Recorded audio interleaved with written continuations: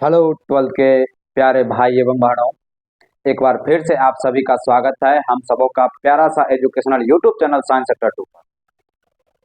तो क्या आप भी क्लास ट्वेल्थ के गणित को लेकर के है हैरान और परेशान? तो आपका भैया जी लेकर के आए हैं इन्हीं सब समस्याओं का समाधान।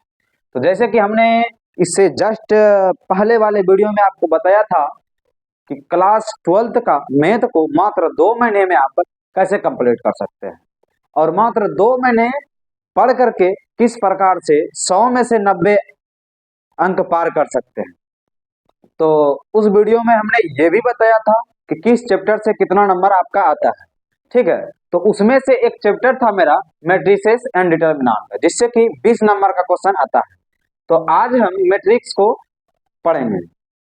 आज क्या पढ़ेंगे? मैट्रिक्स को पढ़ेंगे और ये बहुत ही इजी चैप्टर है। बस आप इसको फील लेकर के पढ़िए, तो हमारे साथ बने रहिए। देखिए, मैट्रिक्स को हम स्टार्ट करते हैं। मैट्रिक्स को स्टार्ट करने से पहले हम आपको ये बताना चाहेंगे कि मैट्रिक्स हम पढ़ते क्यों, इसका दैनिक जीवन में उपयोग क्या है। ठीक है, इसको इसका इंट्रोड्यूस पहले करवाते हैं इससे, मैट्रिसेस। तो इसके लिए हमने एक कहानी आपको सुनाते हैं। मान के चलिए आपके मामा के घर शादी है, मामा का बेटा का शादी है मान के चलिए, और वहां आप गए हैं और वहां आपका मौसा जी पहले से तैयार है आपको जांच करने के लिए। आपको जांच इसलिए करना चाह रहा है कि आप जो है क्लास 10th में टॉपर है, इसलिए आपका जांच करने के लिए वो पहले से ही खड़ा है। और जैसे ही आप गए वहां, तो वैसे ही क्या करता है आपका मौसा जी, 24 कुर्सी को अरेंज करके वो रखता है, यानी कि समेटा हुआ 24 कुर्सी को रखा है, और आपसे पूछता है डायरेक्ट कि बाबू इस 24 कुर्सी जो है तुम इसको कितना तरह से सजा सकते हो यहाँ पर। ठीक है, तो अगर आप 10th का टॉपर भी है फिर भी आप नहीं बता सकते हैं, तो अगर आप 12th पढ़े हैं तो बता सकते हैं, और वो भी अगर आप मैट्रिक्स को फील लेकर के पढ़े हैं तभी बता सकते हैं। तो इस सवाल का जो हमने बताया आपको कि 24 कुर्सी, ठीक है, इस सवाल का आपको 5-10 मिनट के अंदर जवाब मिल जाएगा। साथ ही साथ हम एक और कहानी सुनाना चाहेंगे।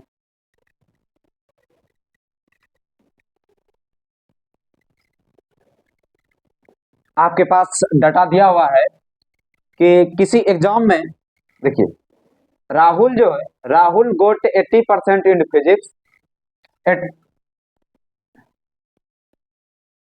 80% इन फिजिक्स, और फिर 80% कर रहा है, सॉरी यहाँ पर 85% ले लेते हैं, आपको समझने में और भी आसान हो जाएगा। कर रहा है राहुल गोट 85% in physics, 80% in math and 90% in chemistry. यानी कि राहुल एक लड़का का नाम है जो कि 85% जो है फिजिक्स में प्राप्त करता है और 80% अंक यानी कि 80% अंक मैथ में प्राप्त करता है, और एक केमिस्ट्री में जो है वो 90% मार्क्स प्राप्त करता है। और दूसरा एक है, मान के चलिए कि पूनम गोट 75% इन केमिस्ट्री, ठीक है, यानी कि 75% केमिस्ट्री में प्राप्त करती है और 80% मैथ में प्राप्त करती है और 95% फिजिक्स में प्राप्त करती है। इसको और देखिए, एक डाटा और आपके पास है कि अंजलि गोट है ना 70% इन फिजिक्स, फिजिक्स में 70% मार्क्स प्राप्त करता है और 80% मैथ में करता है और केमिस्ट्री में 90% अंक को प्राप्त करता है। यदि ऐसा और भी डाटा आपको दिया जाए और बोला जाए कि याद करने के लिए कि बताओ भाई कि राहुल को केमिस्ट्री में कितना परसेंट था, मैथ में कितना परसेंट था, या अंजलि को फिजिक्स में कितना परसेंट था, तो आप याद नहीं कर सकते हैं। तो इसको शॉर्ट फॉर्म में बनाने के लिए भी हम देखिए क्या करते हैं। तो सबसे पहले हम देखिए क्या करते हैं, इसका नेम करते हैं। नेम जैसे कि हो गया मेरा इधर, क्या हो गया, क्या क्या है, राहुल है ना। और एक तरह से हम लिख लेते हैं सब्जेक्ट, मैथ, फिजिक्स, फिजिक्स और क्या, केमिस्ट्री।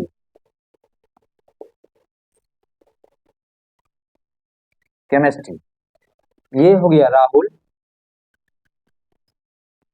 दूसरा नाम क्या है, पूनम। तीसरा क्या है, अंजलि। अंजलि, देखिए यदि हम इसको सीक्वेंस मतलब अच्छे से अरेंज करके लिख दें, तब देखिए याद करना मेरे लिए कितना आसान हो जाएगा। देखिए राहुल को मैथ में कितना प्राप्त हुआ है, 80% है, यहाँ हम 80 लिख देते हैं, ठीक है। उसके बाद फिजिक्स में कितना है, फिजिक्स में 85 है, 85%। उसके बाद केमिस्ट्री में 90%।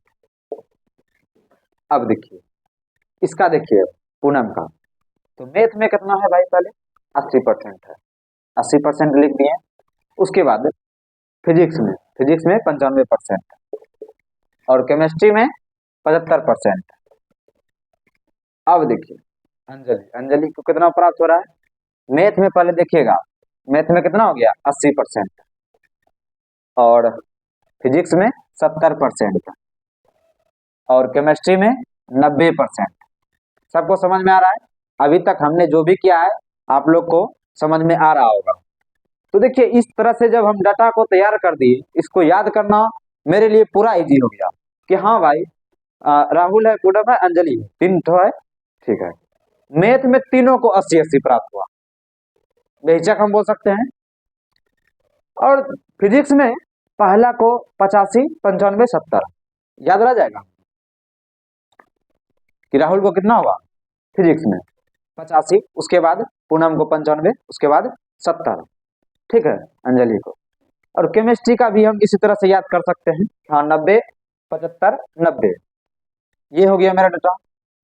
तो इसी तरह से हम बड़ा बड़ा डाटा को भी इस तरह से करके हम उसको इजी बना सकते हैं। तो चलिए अब इसी से आपको हम मैट्रिक्स की ओर लेके चलते हैं, इसी से आपको मैट्रिक्स की ओर लेके चलते हैं।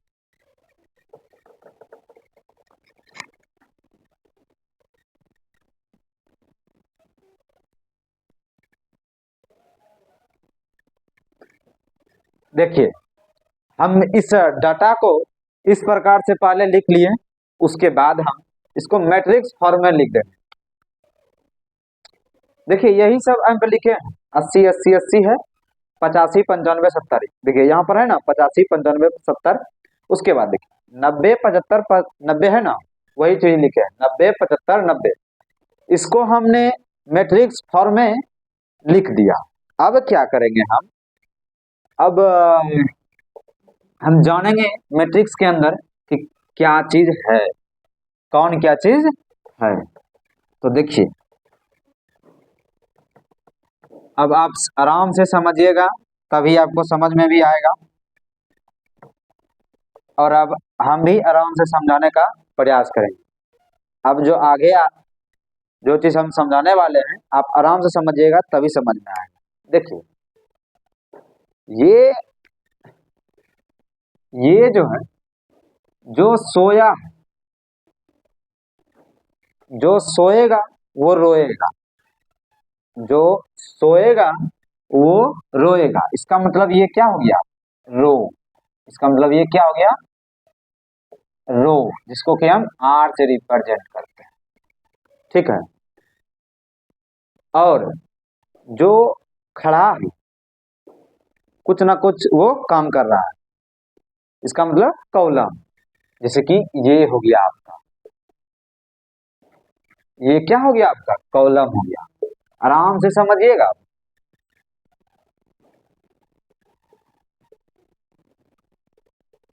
ये आपका क्या हो गया, कॉलम, जिसको कि हम सी से रिप्रेजेंट करते हैं। देखिएगा अब इसको हम किससे रिप्रेजेंट करते हैं भाई, तो सी से करते हैं। अब एक चीज और जान लेते हैं कि इसमें इस मैट्रिक्स का चिन्ह यही होता है, समझे। और इस 80 जो है यानी कि 80 80 ये सब जो है ना, 95 70 70 75 और 90, ये सब मैट्रिक्स का एलिमेंट। तो आप यहां से इसको लिख भी लीजिए कि ये जो है एलिमेंट है। क्या है ये आपका एलिमेंट है। तो आपने अभी तक क्या सीखा कि सोएगा जो सोएगा वो रोएगा, यानी कि रो। जो खड़ा रहेगा वो कुछ ना कुछ करेगा, कुछ ना कुछ काम करेगा। तो वो क्या हो गया मेरा कॉलम, जिसको कि हम सी से रिप्रेजेंट करते हैं। और मैट्रिक्स के अंदर जितने जितने भी अंक है वो एक एलिमेंट। इतना बात आप समझ गए। अब चलिए थोड़ा सा आपको हम बता देते हैं कि ये कितना ऑर्डर का है। आप नया नया वर्ड सुन रहे होंगे ऑर्डर, लेकिन बने रहे, आपको सब समझाते हैं। ये मान के चलिए आपका पहला रो हो गया, क्या हो गया, फर्स्ट रो हो गया, R1 मान लीजिए इसको, ठीक है। तो देखो भाई ये भी तो सोया है ना, ये भी सोया है ना, इसको हम R2 बोलेंगे। क्या बोलेंगे, R2।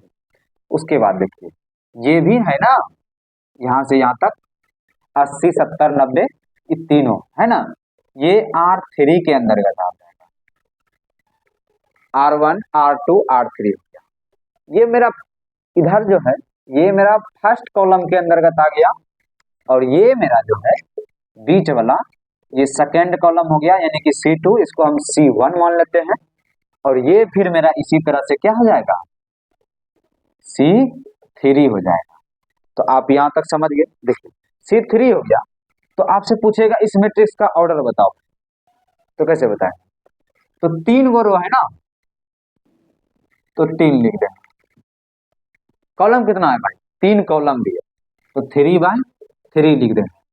हम इसको जब भी पढ़ेंगे, हम लिखे हैं यहाँ पर 3 × 3, लेकिन हम पढ़ेंगे 3 × 3 नहीं, 3 × 3 पढ़ सकते हैं, या तो हम 3/3 पढ़ेंगे, ठीक है।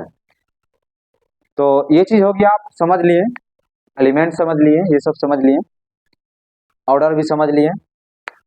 एक मैट्रिक्स आपको हम अभी लिखते हैं, दूसरा मैट्रिक्स।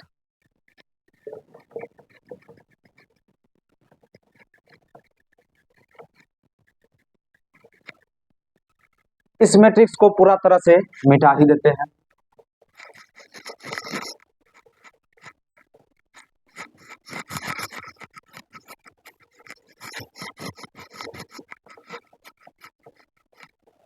दूसरा मैट्रिक्स हम एक मान लेते हैं कि है मेरा ए कोई मैट्रिक्स है, एक सेकेंड रुक जाइए।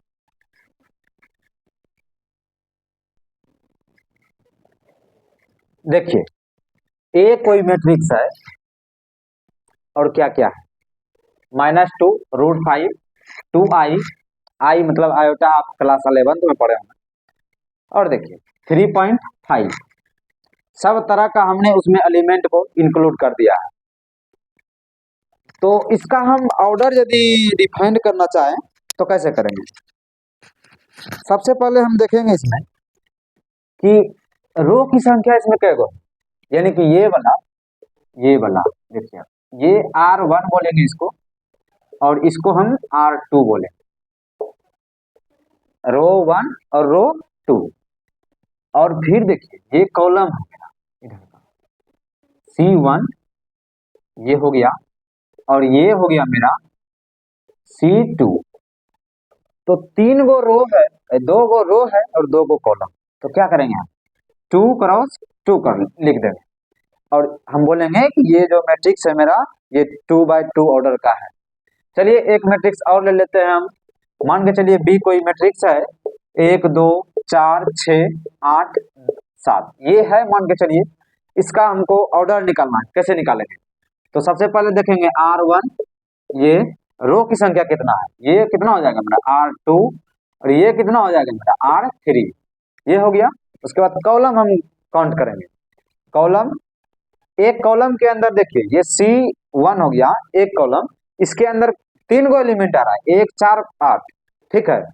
और ये दूसरा कॉलम के अंतर्गत आ गया मेरा ये 2 6 और 7। तो इस तरह से आप देखिए कितना रो है कितना कॉलम है, तो 3 गो क्या है रो है, और सबसे पहले रो को ही लिखना, 3 रो हो गया मेरा और 2 कॉलम हो गया, 3/2 ऑर्डर का ये मेरा मैट्रिक्स हो गया। तो चलिए आप लोग एक सी मैट्रिक्स का ऑर्डर बताइएगा अपने से कमेंट में। ये 4 5 6 8 10 7 11 35 4, ये इसका बताइएगा आप लोग। तो आपको देखिए हम बता देते हैं कि ये R1 है, R2 है, R3 है, यानी कि 3 रो हो गया और कॉलम कितना हो गया 1 2 3 4, तो 3/4, 3/4 ऑर्डर का ये मैट्रिक्स हो जाएगा। तो यहां से आप ऑर्डर तो समझ लिए ना। तो अब आपको उस कुर्सी वाले कहानी का जवाब मिल जाएगा। देखिए और एक चीज हम बता देते हैं आपको कि ये 3/3 ऑर्डर 3/4 ऑर्डर का मैट्रिक्स है ना, तो इसमें एलिमेंट की संख्या कितना होगा आप गिन लीजिए। इसको आप सिंपली गुना कर दीजिएगा, कितना हो जाएगा 3 गुना 4 12 होगा ना, इसमें 12 गो ही एलिमेंट होगा, एक अंक को हम एलिमेंट बोलते हैं। ये जो होता है मैट्रिक्स ये संख्याओं का अरेंजमेंट होता है, ठीक है। तो देखिए ये हम गिन सकते हैं 1 2 3 4 5 6 7 8 9 10 11 12, 12 को हो गया एलिमेंट। हम इसमें देखना चाहें यदि देखिए 3 और 3 क्रॉस 2 है ना, 3/2 ऑर्डर का है ना, ऑर्डर को यदि हम सिंपली गुना कर लेते हैं 3 दूना 6 हो गया मेरा, इसमें 6 एलिमेंट ही होगा इस मैट्रिक्स के अंदर, 1 2 3 4 5 6, 6 को है ना, इसमें भी आप काउंट करके देख सकते हैं 2/2 ऑर्डर का है ना, 4 हो गया, 2 गुना 2 कितना हो गया 4 हो गया, तो इसमें 4 ही एलिमेंट होगा, 1 2 3 4। आप समझ गए, इसका मतलब क्या हुआ, आपको हम किसी भी मैट्रिक्स के किसी भी ऑर्डर का मैट्रिक्स आपको दे दें और आपसे पूछे हम कि इसमें कितना मैट्रिक्स हो कितना एलिमेंट होगा, आप आराम से बता सकते हैं। जैसे कि हम कहते हैं कि 4/5 का एक मैट्रिक्स है, इसमें बताओ कि एलिमेंट की संख्या कितना होगा, आप सिंपली गुना करके बता सकते हैं कि 20 एलिमेंट होगा। आपसे पूछ लें हम 8 क्रॉस 10 ऑर्डर का मैट्रिक्स में कितना एलिमेंट होगा, तो आप आराम से बता सकते हैं कि 80 एलिमेंट होगा, ठीक है। इस तरह से आप यदि आपको ऑर्डर दे दिया जाए तो आप मैट्रिक्स निकालना मतलब एलिमेंट बता सकते हैं उस मैट्रिक्स में कि कितना है। तो चलिए अब आपको हम सिखाते हैं कि 24 कुर्सी का आंसर बताते हैं।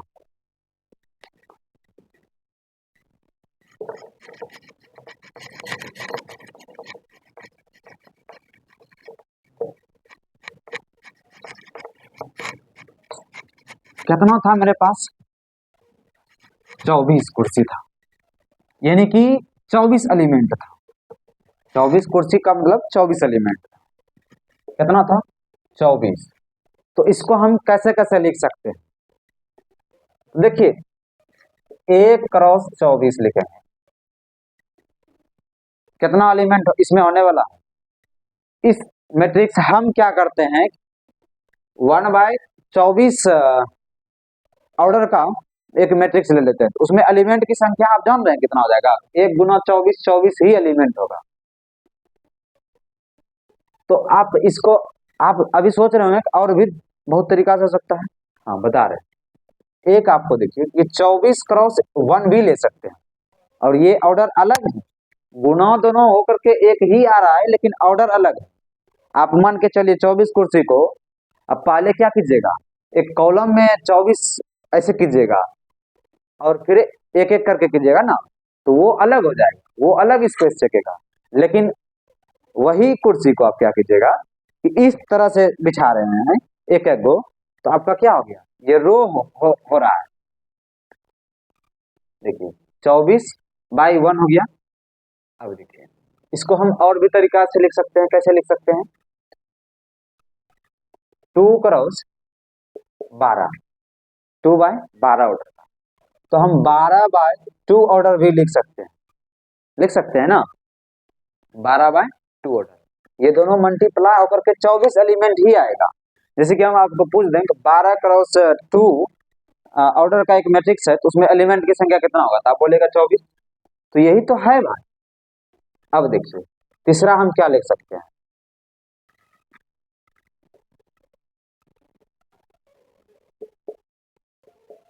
ये भी लिख सकते हैं 3x8, 3/8 ऑर्डर। ये भी लिख सकते हैं 8x3, 8x3। अब है आगे देखिए, आप यहां पर लिख रहे हैं 4x6 भी लिख सकते हैं। 6 को 4 से गुना करेंगे तो कितना हो जाएगा, 24 एलिमेंट हो जाएगा, ये भी पॉसिबल है। उसके बाद 6x4, ये भी पॉसिबल है। अब देखिए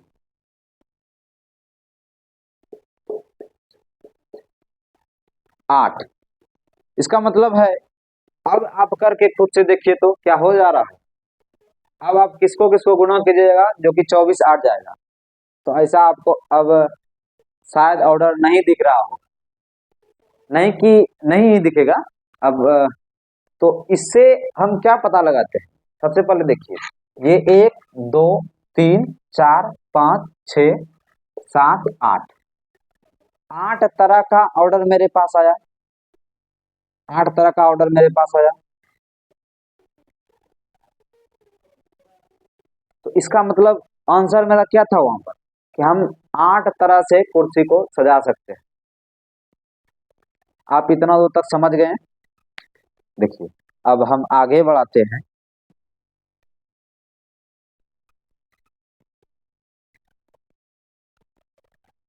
और आपको हम मैट्रिक्स बनाना सिखाते हैं, कुछ चीजें आपको दिया रहेगा और उससे आप मैट्रिक्स को बनाइए, बनाएंगे कैसे वो सिखाते हैं।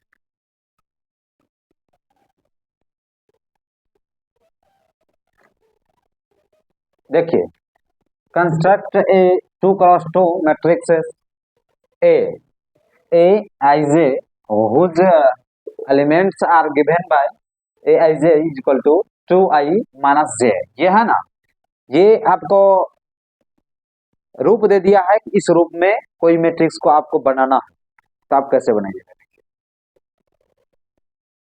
तो आप सबसे पहले समझिए कि ए कोई मैट्रिक्स है मेरा, इसका आप पोजीशन को समझिए। ए जो है 1 1, ये मेरा आई यहाँ जो है सीधा रो को रिप्रेजेंट कर रहा है। आप शायद इसमें पढ़े होंगे ऐसे निर्देशांक ज्यामिति सब में, ये कभी हम इसको आई का देते हैं और इसको जे का देते हैं, फिजिक्स में पढ़े होंगे ऐसा चीज, आई और जे, ठीक है। तो आई मेरा सीधा आर को रिप्रेजेंट करेगा और जे जे कॉलम को रिप्रेजेंट करेगा। तो देखिए इस फॉर्मेट पर, इस ये जो डाटा दिया है, इसी डाटा पे हमको एक मैट्रिक्स निकालना है। तो सबसे पहले हम ए मैट्रिक्स का पोजीशन को पता करते हैं किस प्रकार से होता है। A11 होता है, A12 होता है, उसके बाद ए, और वो भी कह रहा है कि 2x2 का ही करना, इसीलिए हम 2x2 का ही मैट्रिक्स का व्यापक रूप ले रहे हैं। ये देखिए ये क्या हो गया मेरा 2 1 हो गया। अभी आपको बता रहे हैं कि ये 2 1 क्यों हो रहा है। देखो भाई ये एलिमेंट जो है मेरा कौन रो में है और कौन कॉलम में है, सबसे पहले हम यही पता करेंगे ना। ये फर्स्ट रो में है और फर्स्ट कॉलम में भी है, ये फर्स्ट रो में भी है और ये फर्स्ट कॉलम में भी। तो हम A11 लिख देंगे। अब देखिए ए ये रो किस रो में है, तो फर्स्ट रो में है, लेकिन ये सेकेंड कॉलम में है, यानी कि ये फर्स्ट रो में है और सेकेंड कॉलम में है। यहाँ पर भी एक लिख देते हैं 2x2, ठीक है। देखिए ये फर्स्ट रो में है और ये दूसरा कॉलम में है, तो हम यहाँ पर 1 2 लिख। अब देखिए ये एलिमेंट जो है मेरा, ये किस रो में है, दूसरा रो में, ये R21 है, तो R2 में है, R वाला को पहले लिखेंगे उसके बाद कॉलम वाला लिखेंगे। तो इस ये किस कॉलम में है, ये वाला ए किस कॉलम में है, तो पहला कॉलम में ही है, तो कॉलम को हम बाद में लिखते हैं। ठीक है, अब यहाँ आप समझिए, ये दूसरा रो में भी है और दूसरा कॉलम में भी है, तो 2 2 लिख दें, A22। समझ गए आप। चलिए अब मैट्रिक्स को हम डिफाइंड कैसे करेंगे, कुछ नहीं है करना। देखिए ए के जगह पे हम ए आई जो है ना, ये जैसे कि ये मैट्रिक्स था, यहाँ पर दिया हुआ है, देखिए ए मैट्रिक्स बराबर ए आई जे के फॉर्म में है। तब देखिए अब क्या करेंगे हम, A11 निकालना है यदि हमें, तो वहां क्या है, 2i है और माइनस में j है, यही है ना। इस फॉर्मेट को आप ध्यान पूर्वक देखिएगा, 2i माइनस j है ना, तो यहाँ पर इस एलिमेंट को लिख दिए और इस एलिमेंट इस स्थान पे क्या आएगा वो अभी हमको पता चल जाएगा। देखिए आई मतलब कितना है, आई के स्थान पे कितना ले सकते हैं, एक को ले सकते हैं, और ये जे वाला स्थान, जे के स्थान पे हम कितना ले सकते हैं, ई वाला 1 को ले सकते हैं। यानी कि आई मेरा कौन रो में है और जे किस कॉलम में है, तो ये मेरा A11 जो है फर्स्ट रो में भी है और फर्स्ट कॉलम में भी है। तो हम 2 गुना आई के स्थान पे कितना ले सकते हैं, आई के स्थान पे, यानी कि रो का आपको संख्या बताना है, तो किस रो में है, फर्स्ट रो में है, तो 1 से गुना कर दिए यहाँ माइनस जे।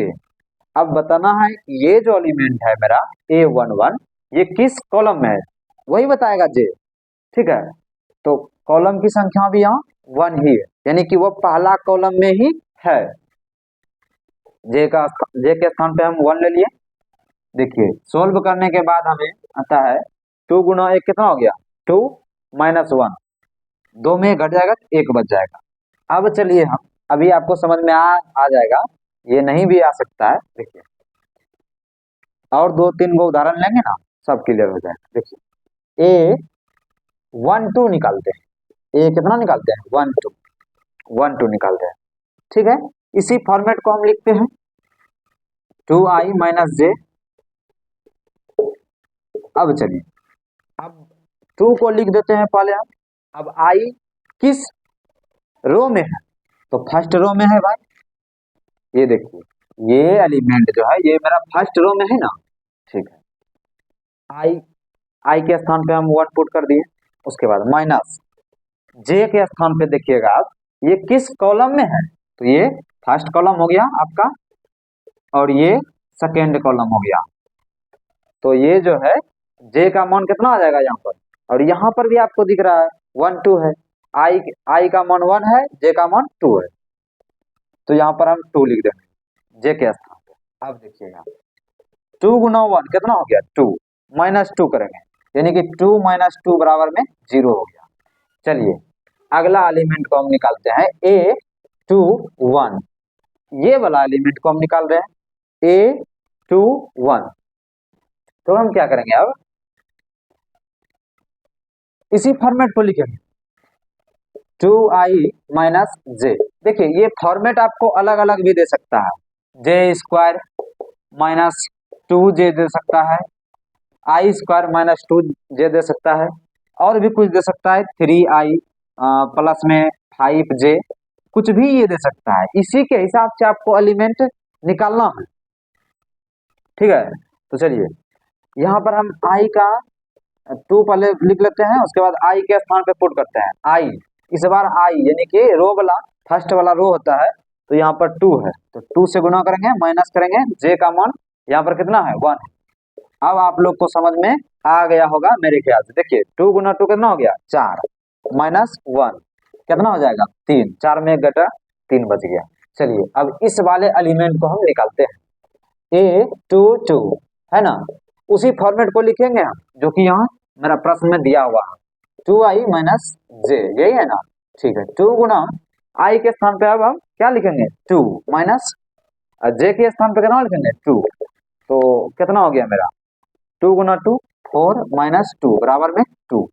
तो इस प्रकार से अब हम मैट्रिक्स को निर्माण देखिए क्या आ गया मेरा, यहाँ पर लिख रहे हैं हम ए मैट्रिक्स बराबर में मेरा क्या आ गया, यहाँ 1 1 के जगह पे हम 1 लिखेंगे, 1 2 के जगह पर हम 1 2 के जगह पर हम क्या लिखेंगे, 0 लिखेंगे। देखिएगा गौर से, फिर देखिएगा 2 1 ए 2 1 के जगह पे हम क्या निकाले हैं, अभी 3 निकाले, 3 लिखेंगे।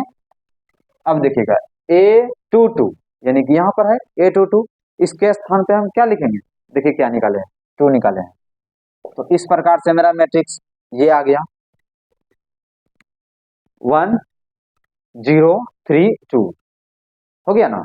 ये देखिए आप, फर्स्ट रो सेकेंड रो, यानी कि ये फर्स्ट रो हो गया और सेकेंड रो हो गया, यानी कि ये 2 क्रॉस 2 ऑर्डर का मैट्रिक्स है, जो कि हमको कह रहा था 2 क्रॉस 2 ऑर्डर का एक मैट्रिक्स निकालना है।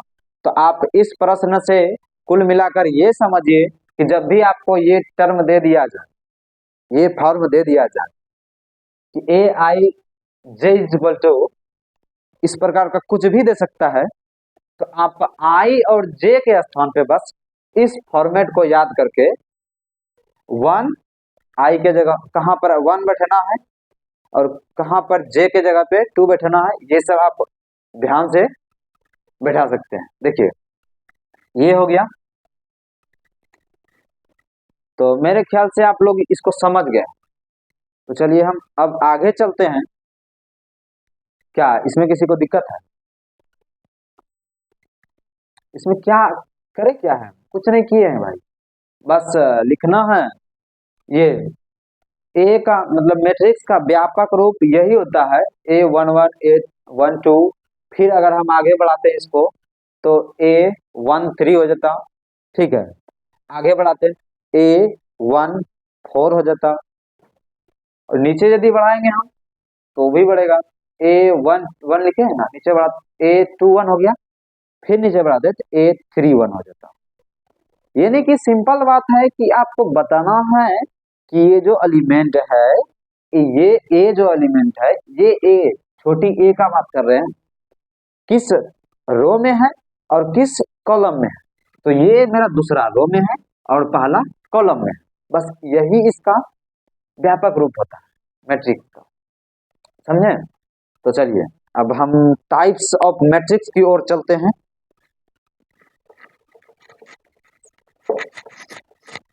हम आपको टाइप्स ऑफ मैट्रिक्स में भी बहुत कम मैट्रिक्स को बताएंगे, जिससे कि आपका 12th भर का काम चल जाएगा और जो भी बोर्ड में क्वेश्चन आएगा वो आपसे बन जाएगा। तो चलिए,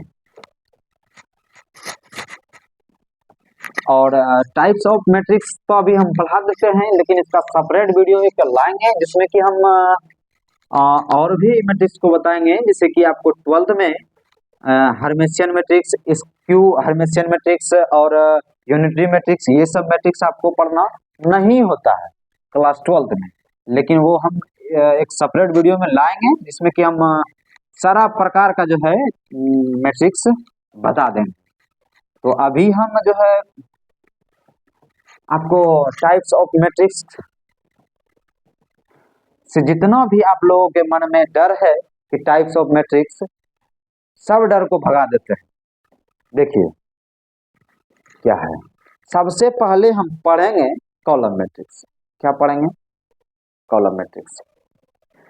फर्स्ट नंबर में हम कॉलम मैट्रिक्स पढ़ेंगे।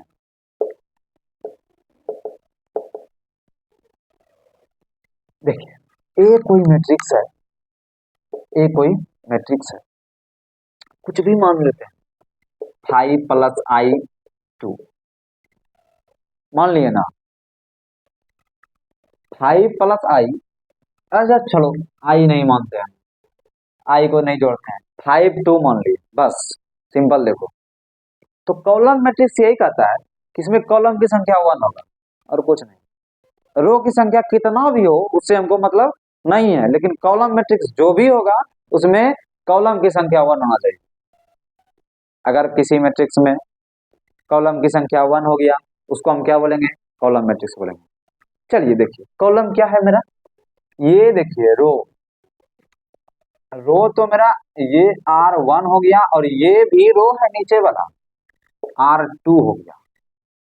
लेकिन कॉलम तुम देखो भाई, कॉलम तो एक ही है, कॉलम एक ही है C1, तो इसमें कॉलम की संख्या एक हो गया। रो की संख्या कितना होगा उससे हमको मतलब नहीं है। चलिए अब हम दूसरा मैट्रिक्स, ये समझ गए होंगे आप। चलिए आप आपको हम दूसरा मैट्रिक्स समझाते हैं, रो मैट्रिक्स।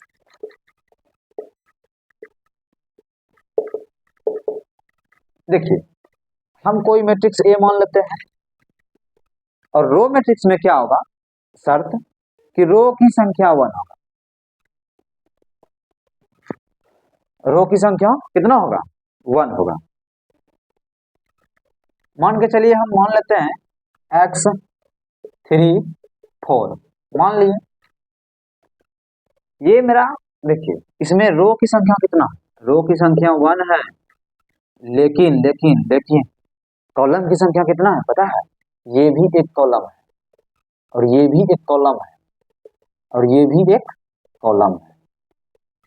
तो कॉलम की संख्या 3 हो गया, लेकिन रो की संख्या 1 होगा। तो सिंपल सी बात है, कॉलम की संख्या कितना भी हो उससे हमको मतलब नहीं है, बस रो की संख्या 1 होना चाहिए केवल। तो इसको हम क्या बोलेंगे, रो मैट्रिक्स बोलेंगे। आप लोग समझ गए। चलिए अब तीसरा हम जानते हैं स्क्वायर मैट्रिक्स। तीसरा हम क्या जानेंगे, स्क्वायर मैट्रिक्स। स्क्वायर मैट्रिक्स में क्या होगा, रो और कॉलम की संख्या सेम होगा। कहने का मतलब ये देखिए, ए आप कोनो मैट्रिक्स मान लीजिए, ठीक है, 2 3 5 7 मान लीजिए, कोई दिक्कत नहीं है ना। देखिए इस मैट्रिक्स में हम रो की संख्या और कॉलम की संख्या बताने का प्रयास करते हैं। तो ये आर आर, अच्छा ये बताओ भैया, ये इसका ऑर्डर कितना है, तो आप बोलेगा R1 R2, यानी कि 2 रो है, और कॉलम कितना है, एक कॉलम दूसरा कॉलम, 2/2, 2/2 ऑर्डर का ये मैट्रिक्स है। तो ये मतलब कि किसी भी मैट्रिक्स में रो और कॉलम की संख्या सेम हो जाए उसको हम स्क्वायर मैट्रिक्स बोलेंगे। जैसे कि हम इसी जगह एक बी मैट्रिक्स लेते हैं 3x3 का, 2 3 7 8 7 6 4 3 2 ले लिए। इसमें देखिए रो की संख्या भी 3 है और कॉलम की भी संख्या 3 है, तो इसको हम 3/3 में ऑर्डर का मैट्रिक्स बोलेंगे, और ये मेरा स्क्वायर मैट्रिक्स हो गया। सिंपल से कहने का मतलब है कि यहाँ पर हमने जो लिखेंगे ये रो की संख्या, यानी कि यहाँ पर लिखेंगे कॉलम मैट्रिक्स है ना, तो C बराबर में 1 होना चाहिए, और यहाँ में R, यहाँ पर R बराबर में 1 होना चाहिए। याद रखने के लिए बस बता रहे हैं ये चीज, देखिएगा।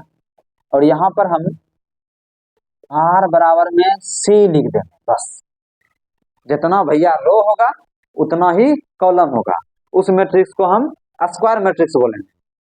ठीक है, चलिए अब हम इसी को आगे बढ़ाते हुए डायगोनल मैट्रिक्स का उदाहरण लेते हैं, मतलब डायगोनल मैट्रिक्स आपको बताते हैं।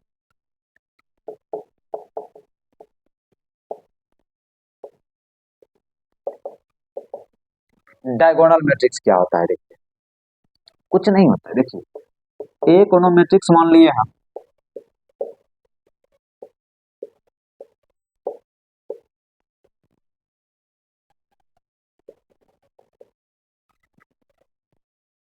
बस बस हम इसका कैसे परिभाषा बोल सकते हैं, वैसा मैट्रिक्स जिसका कि डायगोनली एलिमेंट, डायगोनली मतलब तिरछा, डायगोनली एलिमेंट मेरा स्केलर होना चाहिए, अब बाकी बाद का जीरो होना चाहिए सभी एलिमेंट। तो देख लो भाई, सब एलिमेंट क्या है, जीरो जीरो जीरो है। बस डायगोनली एलिमेंट जो है वो जो है मेरा क्या होना चाहिए, स्केलर होना चाहिए। कुछ भी हो सकता है स्केलर की जगह, यानी कि जीरो को छोड़ करके 1 2 पॉजिटिव संख्या, नेगेटिव संख्या, और आपका वो आई वाला टर्म में भी और फ्रैक्शन वाला टर्म में भी, जैसे कि फ्रैक्शन वाला टर्म जैसे हो गया 4/5, ये सब भी डायगोनली एलिमेंट हो सकता है। ठीक है, तो उसको हम क्या बोलेंगे, डायगोनल, डायगोनल मैट्रिक्स। चलिए अब हम पांचवा सीखते हैं, scalar matrix. Scalar matrix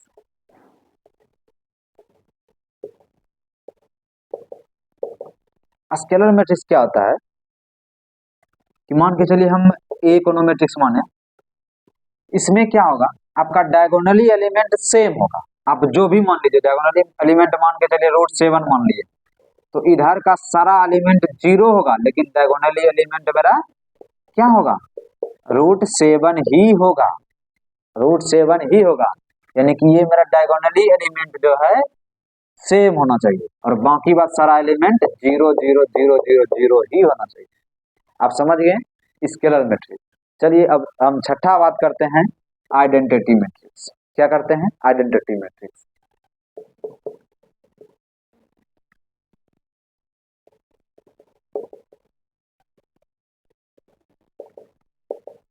identity matrix देखिए आप, ए कोनो मैट्रिक्स मान लिए, आइडेंटिटी मैट्रिक्स में क्या होगा, ये जो डायगोनली एलिमेंट है ये 1 1 होना चाहिए, बस इसका यही शर्त है। 1 0 0 0 1 0 0 0 1, ये हो गया। यानी कि डायगोनली एलिमेंट आपका क्या होना चाहिए, 1 होना चाहिए, यूनिटी होना चाहिए। इसी को हम आइडेंटिटी मैट्रिक्स बोलेंगे, यानी कि यूनिट मैट्रिक्स बोलेंगे। इसका दूसरा नाम है यूनिट मैट्रिक्स, यूनिट मैट्रिक्स। ठीक है, तो आप 6 को समझ गए। अब चलिए हम 7वां नंबर भी समझ लेते हैं इसी जगह पर, जीरो मैट्रिक्स। बस हो गया है मैट्रिक्स का काम, और 2 को मैट्रिक्स बताएंगे और बाकी बात नहीं बताएंगे। ठीक है, इतने साथ से आपको आपका काम हो जाएगा और आप अच्छा अंक ला सकते हैं। बस इसी में से आपका क्वेश्चन आ जाएगा बोर्ड एग्जाम में। देखिए क्या हम बता रहे थे, जीरो मैट्रिक्स, जीरो मैट्रिक्स। एक कोनो मैट्रिक्स मान लेते हैं, 3 बाय 3 ऑर्डर का मान लेते हैं, ये सब जो है 3 बाय 3 ऑर्डर का है, तो सारा एलिमेंट जो है मेरा 0 होना चाहिए। जिस मैट्रिक्स का सारा एलिमेंट 0 होगा उसको हम जीरो मैट्रिक्स बोल देंगे। इसको हम सिंपलीफाई रूप करके ऐसे भी लिख सकते हैं, 3 बाय 3 ये रिप्रेजेंट कर देगा कि जो है एक मैट्रिक्स है जो कि 3 बाय 3 ऑर्डर का है, और उसमें से उस मैट्रिक्स के अंदर जितना भी एलिमेंट है आ, वो सारा 0। ठीक है, तो चलिए हम अब आगे 2 मैट्रिक्स और सीख लेते हैं, अपर ट्रायंगुलर मैट्रिक्स और लोअर ट्रायंगुलर मैट्रिक्स। उसके बाद हम टाइप्स ऑफ मैट्रिक्स को बंद कर देते हैं। ठीक है, तो हम थोड़ा स्पेस ले रहे हैं, इसको जो है आप लोग लिख ही लीजिएगा। ठीक है, चलिए इतना इजी तरीका से इसमें बता दिए हैं कि आप थोड़ा भी ध्यान दिए होंगे तो सारा आपका क्लियर हो गया होगा। और टाइप्स ऑफ मैट्रिक्स से बहुत बच्चा डरता है, लेकिन कहाँ डरने का बात है, देखो कुछ नहीं डरने का बात है यहाँ पर।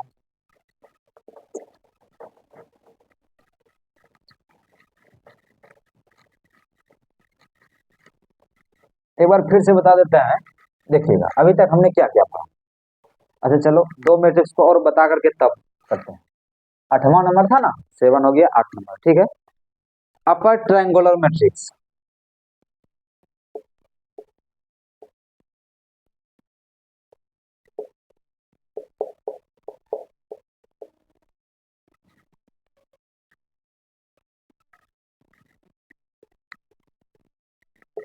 ट्रायंगुलर मैट्रिक्स,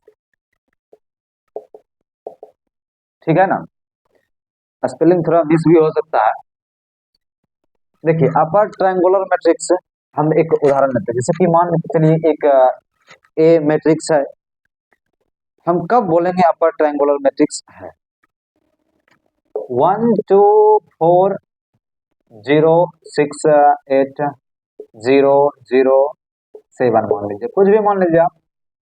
बस शर्त भाई यही है कि ये जो डायगोनली एलिमेंट है कुछ भी है उससे हमको मतलब नहीं है, लेकिन डायगोनली एलिमेंट के नीचे वाला जितना भी एलिमेंट होगा वो 0 होना चाहिए। देखिए आप, है ना 0, बस इसको अपर ट्रायंगुलर बोलेंगे। उल्टा यहाँ ध्यान कंफ्यूज हो जाता है, देखिए अपर ट्रायंगुलर में नीचे का एलिमेंट 0 होगा, और लोअर ट्रायंगुलर देखिए आप,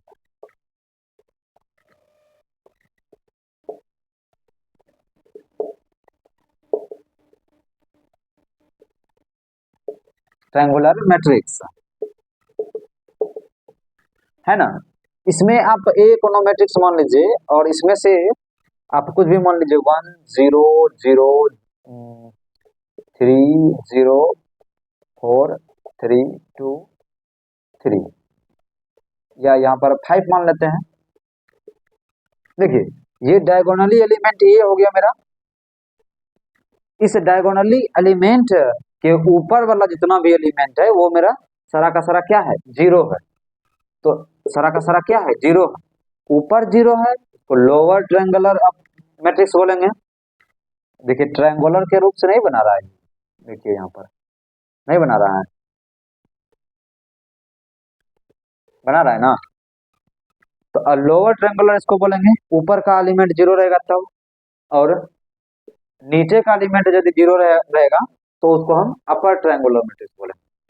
अब देखिए डायगोनल आपको हम एक बार फिर से रिवाइज करा देते हैं कि सबसे पहले हमने क्या पढ़ा था, स्क्वायर मैट्रिक्स। सबसे पहले हमने क्या पढ़ा था, रो मैट्रिक्स, कॉलम मैट्रिक्स, जिसमें कि कॉलम की संख्या, जिस मैट्रिक्स में कॉलम की संख्या 1 होगा उसको कॉलम मैट्रिक्स, जिस मैट्रिक्स में रो की संख्या 1 होगा उसको रो मैट्रिक्स। और देखिए तीसरा हमने पढ़ा था स्क्वायर मैट्रिक्स, जिस मैट्रिक्स में रो और कॉलम की संख्या दोनों बराबर होगा, चाहे वो 2 2 हो या 3 3 हो या 4 4 हो, यानी कि कॉलम की संख्या भी 4 और रो की भी संख्या 4, यानी कि रो और कॉलम की संख्या बराबर हो जाएगा, उसको हम स्क्वायर मैट्रिक्स बोलेंगे। और चौथा हमने पढ़ा डायगोनल मैट्रिक्स, जिसमें कि डायगोनली एलिमेंट मेरा नॉन जीरो होना चाहिए। डायगोनली एलिमेंट मेरा नॉन जीरो, यानी कि जीरो को छोड़कर कुछ भी हो सकता है, और बाकी बाद डायगोनली एलिमेंट को छोड़कर बाकी बात सभी का सभी एलिमेंट जीरो होना चाहिए। अब स्केलर मैट्रिक्स इसी में हम देख लेते हैं कि अगर डायगोनली एलिमेंट सेम हो गया, डायगोनली एलिमेंट सेम हो गया और सब एलिमेंट जीरो हो गया, इसको हम स्केलर मैट्रिक्स बोलेंगे। और देखिए आइडेंटिटी मैट्रिक्स, यदि डायगोनली एलिमेंट 1 1 1 1 हो गया तो हम इसको क्या बोलेंगे, आइडेंटिटी मैट्रिक्स बोलेंगे। और जीरो मैट्रिक्स, यदि सबका सब, किसी भी मैट्रिक्स में सबका सब एलिमेंट जीरो हो गया तो उसको हम जीरो मैट्रिक्स बोलेंगे। आप लोग मेरे ख्याल से आप लोग समझ गए होंगे। तो चलिए देखते हैं कितना टाइम हो गया है।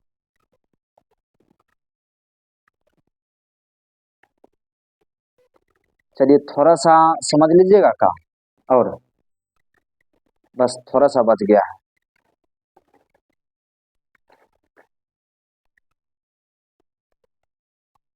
इक्वालिटी ऑफ मैट्रिक्स, चलिए समझ ही लेते हैं।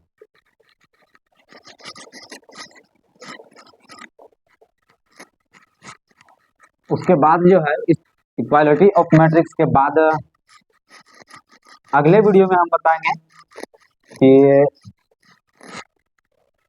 मैट्रिक्स का एडिशन बताएंगे, सब्ट्रैक्शन बताएंगे, मल्टीप्लिकेशन बताएंगे, ठीक है, और फिर इन्वर्स निकालना बताएंगे आपको,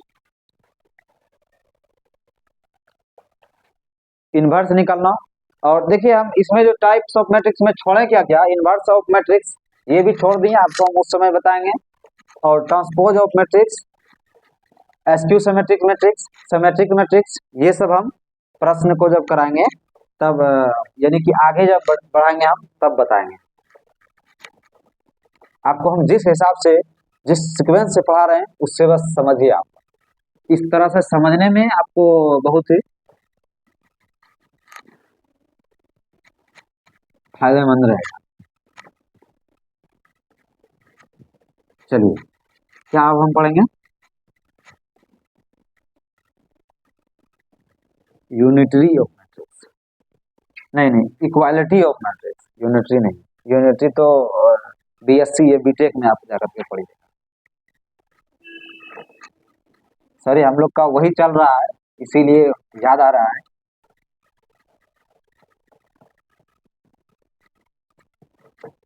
तो चलिए अब हम इक्वालिटी ऑफ मैट्रिक्स पढ़ते हैं।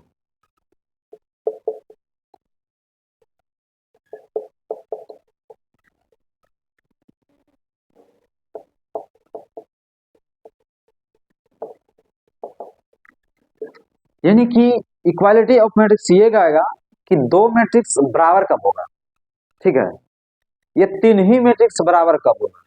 तो चलिए बराबर तो करना है और क्या करना। ए मैट्रिक्स को ना हम मान लेते हैं 1 - 7 5 और 3/2 मान लिए। ये कोई मैट्रिक्स है 2/2 ऑर्डर का है ना, ये आप समझ रहे हैं 2/2 ऑर्डर का है। बी भी कोनो मैट्रिक्स मान लेते हैं। कोनो क्या मानेंगे, जब हम इक्वालिटी ऑफ मैट्रिक्स पढ़ रहे हैं तो बी को भी हम यही मानेंगे। देखिए 1 - 7 5 और 3/2। यदि, अब आप सुनिएगा थोड़ा सा गौर से, ए और बी मैट्रिक्स तभी बराबर होगा भाई, ए मैट्रिक्स और बी मैट्रिक्स तभी बराबर होगा जब उसका ऑर्डर सेम होगा, जब उसका ऑर्डर सेम होगा तथा करस्पॉन्डिंग एलिमेंट भी सेम होना चाहिए। करस्पॉन्डिंग एलिमेंट, आप सोच रहे हैं करस्पॉन्डिंग एलिमेंट क्या, तो भाई इस पहला ये जो है ना 1 है ना, यहाँ भी 1 ही होना चाहिए। उसके बाद -7 है ना, -7 ही होना चाहिए। और एक के नीचे क्या है 5 है ना, तो 5 ही होना चाहिए। और ये 3/2 है ना, 3/2 ही होना चाहिए दूसरा मैट्रिक्स में। तभी हम उसको क्या बोलेंगे, यूनिट इक्वालिटी ऑफ मैट्रिक्स, कि दो मैट्रिक्स बराबर है। आप सोच रहे होंगे आपसे ये यहाँ पर मिस हो सकता है क्या, ए तो मैट्रिक्स हमने मान लिया, एक मैट्रिक्स सी मान लेते हैं जो कि इस प्रकार से है 1 - 7 3/2 और 5 ऐसा है। तो बोलिएगा कि भैया जी ए और सी क्या इक्वल मैट्रिक्स है, यानी कि इक्वालिटी ऑफ मैट्रिक्स है ए और सी, तो बोलेंगे नहीं। बोलिएगा क्यों नहीं है, यहाँ पर तो इस मैट्रिक्स में 1 - 7 5 3/2 एलिमेंट है, ये सब एलिमेंट है, तो यहाँ भी तो वही 1 है, 1 मिल रहा है, 5 यहाँ मिल रहा है, -7 मिल रहा है, 3/2 मिल रहा है, 3/2 मिल रहा है, क्यों नहीं होगा। तो नहीं होगा भाई, क्योंकि इसका स्थान पोजीशन और इसका पोजीशन जो है अलग है, यानी कि इस पोजीशन पे अलग है और इस पोजीशन पे अलग है, जबकि होना चाहिए मेरा सेम। तो ये मेरा नहीं होगा, आप समझ गए। एलिमेंट सेम होने से बस नहीं होगा, उसका स्थान भी सेम होना चाहिए, ठीक है। चलिए, आप इक्वालिटी ऑफ मैट्रिक्स आप समझ गए। आप इस पर जो है एक लास्ट क्वेश्चन आपसे करवा रहे हैं। देखिए, इसका हम व्यापक रूप बताते हैं। ए मैट्रिक्स बराबर में मान के चलिए आप क्या मान के चलिए A11 A12 A21 A22, ये है ए मैट्रिक्स। और बी मैट्रिक्स हमारा है, बी मैट्रिक्स का है भाई, थोड़ा सा यहाँ पर स्टार पॉइंट लगा देते हैं। बी मैट्रिक्स है हमारा B11 B12 B21 B22, ये हो गया। बस इसी चीज को हम मॉडिफाई कर रहे हैं बढ़िया से, कि तभी ए और बी बराबर होगा। ए मैट्रिक्स और बी मैट्रिक्स, ए बी नहीं, ए मैट्रिक्स और बी मैट्रिक्स तभी बराबर होगा जब, यानी कि इक्वल होगा, इक्वालिटी होगा जब, जब क्या। और देखो, मैट्रिक्स में कोई बड़ा छोटा नहीं होता, बड़ा छोटा मैट्रिक्स होता ही नहीं है, क्योंकि ये संख्या को अरेंज कर रहा है, ये कोई संख्या नहीं है, ये अरेंजमेंट ऑफ नंबर है, ये नंबर नहीं, अरेंजमेंट ऑफ नंबर है। चलिए, अब ये बराबर होने के लिए A11 के बराबर होना चाहिए B11, A12 के बराबर होना चाहिए B12, A21 के बराबर होना चाहिए A2 नहीं B21, B21, और A22 के बराबर होना चाहिए B22, ठीक है। तभी हम बोलेंगे दो मैट्रिक्स इक्वालिटी है। तो यहाँ तक अगर आप समझ गए होंगे मेरे ख्याल से, तो चलिए हम थोड़ा सा एक क्वेश्चन रह गया है उसको कर लेते हैं, सारा आज का कॉन्सेप्ट खत्म हो जाता है। लेकिन चलिए यहीं पर रहने देते हैं।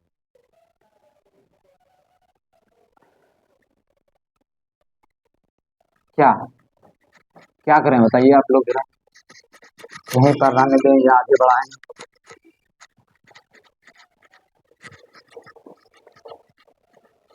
पहले समझ में आ रहा है भाई? अगर समझ में आ रहा हो तो वीडियो को लाइक करके और शेयर भी करिए, और चैनल पे नए आए हैं तो चैनल को सब्सक्राइब कीजिए। और भी किसी चीज में दिक्कत हो तो बेहिचक आप बड़े भाई मानकर क्वेश्चन कर सकते हैं, उसका हम सल्यूशन देने के लिए तैयार है।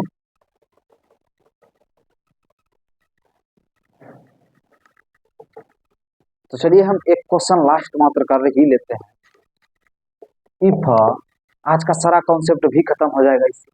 इफ ए मैट्रिक्स है A+4, दूसरा मतलब 8 है इस जगह पर, और है 3B, और यहाँ पर है -6,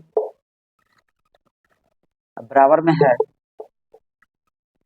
2A+2, और फिर है B प्लस में 2, हाँ B प्लस में 2, और फिर है 8, फिर है A-8B। यही है दो मैट्रिक्स है। देखिए ये मैट्रिक्स बराबर है right the value of A-2B, यानी कि का राइट WRI,